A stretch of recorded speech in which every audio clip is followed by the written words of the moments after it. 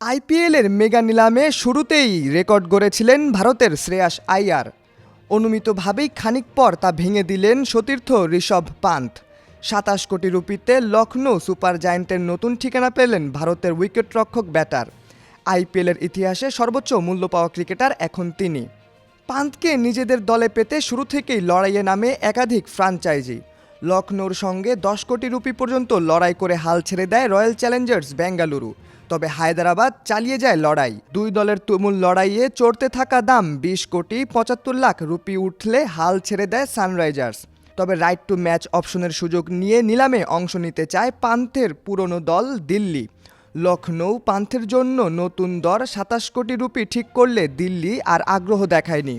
রোববার জেদ্দায় শুরু হওয়া ২ দিনব্যাপী নিলামের আগে দিল্লি ক্যাপিটালসের সঙ্গে তীব্র লড়াইয়ে ব্যাটার শ্রেয়াস আইয়ারকে ২৬ কোটি ৭৫ লাখ রুপিতে কিনে নেয় পাঞ্জাব কিংস।